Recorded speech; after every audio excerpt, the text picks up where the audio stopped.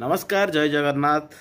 आज कथा लक्षद्वीप आउ मालदीप विषय आउ इंडिया सहित से झगड़ा कौन विषय डिटेल रे कथा जो माने चाहूँ सर्टकट्रे मु प्रथम सर्टकट्रे कहीदे कौन कौन फरक तापर डिटेल रे कथा जहाँ को समय नहीं फाट सर्टकट देखी दियो जदि समय थिबा लोक पूरा देख वीडियो डिटेल जना पड़ो। प्रथम कथा है आमर भारत 1947 मसीह माने स्वाधीनता है। मालदीव्स 1965 मसीह स्वाधीन है। से दिन टू 2012 पर्यंत भारत सहित भल संपर्क माने सेठी जी भी राष्ट्रपति बनियो फर्स्ट इंडिया को आसुला बुझला प्रथम इंडिया को आसुला तापर अन्य देश को जाउथले बुझला सेटा तांकर प्रथा बलिया हेइतला कारण तांकर जे कोनोसी सिक्योरिटी प्रॉब्लम हो जे कोनोसी हमर राडार तांकर कंट्री लागिला इंडिया राडार जोड़ा कि आमर भारतीय जे लगेले सब किछि से मानकर पानी पाई बोली कि कमी आसिला इंडिया सहाय्य करथिला। कोविड वैक्सीन माने माने आमर जो कोविड टाइम रे वैक्सीन फ्री ऑफ कॉस्ट रे देथिला आउ बहुत किछि सेठी जो बात्या हेतिला इंडिया प्रथमे सहाय्य करथिला बहुत किछि सहाय्य करथिला आ से मानेकर सरकार भी हमको भल रेस्पेक्ट करिवार जोटा कि पुराना सरकार जो मान थिले। सो डिस्टर्बेंस कोटू आरंभ होला ना 2012 टू तांकर जो सरकार गोटे आसिला सेठी किछि दिन पाई बोली कि डिस्टर्बेंस कले तापर आउ सरकार पलटी हेला कंटिन्यू जिमिति भल रिलेशन थिला सेमति चलला। तापरे असुविधा कौन रहा ना 2023 इलेक्शन रे तांकर जो सरकार रो गोटे मुख्य नारा थिला गो आउट इंडिया बुझला तांके गोटे गोटे मूवमेंट चलैतिले इंडिया आउट इंडियन आउट मतलब भारतीय बाहर हुओ बोले तांके माने गोष्ठी भितर आरंभ कले आम देश को आर्मी लगे कि माने जगी अच्छी ये कहते किंतु जो आर्मी रो कथा कह जाउची केवल 75 लोक ही मिलिट्री अच्छी आमर इंडियन सिटी सेटा भी कारण दीटा हेलिकॉप्टर गिफ्ट दिया हेतिला आमर भारत थ्रू मालदीव्स को से मालदीव्स से रक्षा आउ राडार लगी बॉर्डर रे सो से सब रक्षणाबेक्षण बोली कि तांकर गवर्नमेंट रो विथ परमिशन रे 30 इयर्स एग्रीमेंट पाई बोली कि माने सेठी एस्टाब्लिश अच्छी तापरे मालदीव रो जस्ट साइड रे आमर जेते भी इंपोर्ट होची तेल जहाज मालदीव रो जस्ट साहाय्य माने जस्ट साइड रे इंपोर्ट होची ता द्वारा आमर डिफेंस सिस्टम को भी हेल्प होची से बॉर्डर एरिया जोगु।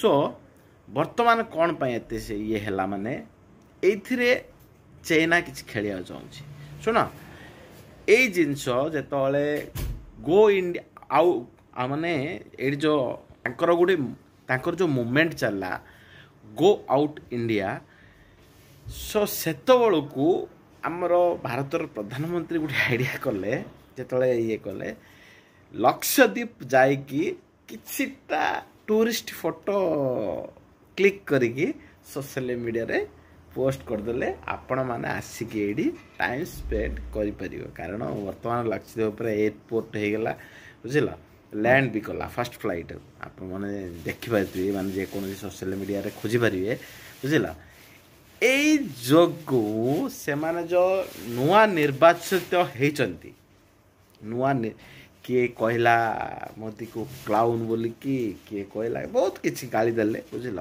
देख आम विरोध करिया जहाँ को छाड़ किंतु जिते देश आसु आम प्राण देदवा आमर इंडियन गोटे एटा गोटे अभ्यास। सो से भितर जिते मोदी ए विषय पोस्ट कले तापरे ताज ग्रुप ना रतन टाटांकर से ग्रुप डिसाइड करदेले सेठी दीटा होटल करिवे से पूरा ताज ग्रुप डिसाइड करदेले आमर जिते इंडिया रो सेलिब्रिटी अच्छे सलमान खान शाहरुख खान जी सचिन तेंदुलकर एमती विराट कोहली जिते सब सेलिब्रिटी अच्छा साउथ ईस्ट वेस्ट नॉर्थ रो जिते सब सबू समस्ते बाइकट मालदीव्स बोलिकी लिखिले बुझल दा द्वारा ସେମାନଙ୍କୁ ବହୁତ କାଟିଲା। ଯେଉଁ 3ଟା ମିନିଷ୍ଟର ମୋଦିକୁ ଆଲୋଚନା କରିଥିଲେ ଖରାପ ଭାଷାରେ, ଅବଶ୍ୟ ସେଇ 3 ଜଣଙ୍କୁ ମାଲଡିଭ୍ସ ମାନେ ସସ୍ପେଣ୍ଡ କରିଦେଲା, 3 ଜଣଙ୍କୁ, ବୁଝିଲ। ସେମାନେ ଏଇଟା ବି କମେଣ୍ଟ କରିଥିଲେ କ'ଣ ନା ଇଣ୍ଡିଆନ୍ ମାନେ ବାସ୍ନା ହେବେ, ଯେଉଁଠି ଯେଉଁ ରୁମ୍ରେ ରହିବେ ସେ ରୁମ୍ରେ ତାଙ୍କର ବାସ୍ନା ଛାଡ଼ିକି ପଳାଉଛନ୍ତି, ଗନ୍ଧିଆ ଲୋକ, ଇଣ୍ଡିଆନ୍ ଗନ୍ଧିଆ ଲୋକ, ଭଲ ଲାଗୁନି, ଅନିର୍ମଳ ଲୋକ, ଏମିତି ବୋଲିକି ବହୁତ କିଛି ଗାଳି କରିଥିଲେ। ତାଦ୍ୱାରା ଏବେ ଇଣ୍ଡିଆନ୍ ମାନେ ବହୁତ ତାତିଗଲେ, ଯାହାଦ୍ୱାରା କି ଏଇଟା ଭାବିବାକୁ ପଡ଼ିବ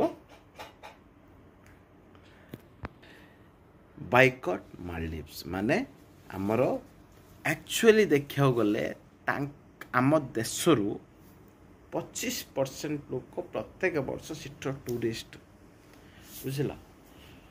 25% ଲୋକ ସେଇଠି ଶିକ୍ଷକ, ସେଠିକାର ସ୍କୁଲର, ମାନେ ପୁରା କଲଚର ଆମର ଇଣ୍ଡିଆକୁ ନ ଧରିଲେ ଚାଲିବନି। କିନ୍ତୁ ଭାରତ ସରକାର ଡାଇରେକ୍ଟ ମାଲଡିଭ୍ସକୁ ବିରୋଧ କଲେ ହୁଏତ ଅସୁବିଧା ଆସିପାରେ। କାରଣ ହେଲା ତାଙ୍କର ମାଲଡିଭ୍ସ ସାଇଡ଼ରେ ଯେଉଁ ସମୁଦ୍ର ଅଛି, ସେ ସାଇଡ଼ରେ ଯେଉଁ ଆମର ତେଲ ମାନେ ଫୁଏଲ ଯେଉଁ ଇମ୍ପୋର୍ଟ ହେଉଛି, ସେଇଟା ହେଲା ମାଲଡିଭ୍ସର ସାଇଡ଼। ଆଉ ସେ ଜିନିଷ ମାନେ 2023ରେ ଯେଉଁ ତାଙ୍କର ରାଷ୍ଟ୍ରପତି ହେଲେ, ଫାର୍ଷ୍ଟ ଟାଇମ୍ ସେ ତୁର୍କୀ ପଳେଇଲେ, ତାପରେ ଚୀନା ପଳେଇଲେ, ବୁଝିଲ, ଇଣ୍ଡିଆ ଆସିଲେନି। ମାନେ ସେମାନଙ୍କର ଥିଙ୍କିଙ୍ଗ ରଙ୍ଗ, ଏମାନଙ୍କର ଭାବନା ହିଁ ଗୋଟେ ଡିସାଇଡ଼, ମାନେ ଅନ୍ୟ ଟାଇପ୍ର। ମୁଁ କହିପାରୁନି ଆକ୍ଚୁଆଲି ଧର୍ମର କଥା ପଳେଇବ ବୋଲିକି, କିନ୍ତୁ ବୁଝିପାରୁଥିବ କେଉଁ ମାନସିକତା ସେମାନଙ୍କର। ସୋ ମାଲଡିଭ୍ସ ଡାଇରେକ୍ଟ ଆମେ ବିରୋଧ କରିପାରିବାନି, ବୁଝିଲ, ଏଇଟା ହେଲା କଥା, ବୁଝିଲ। ହେଲେ ଆମେ କ'ଣ, ଆମେ ତ ଏତେ ଲୋକ, ଆମେ ତ ଯାଉନେ ବୁଲିବାକୁ ମାଲଡିଭ୍ସ।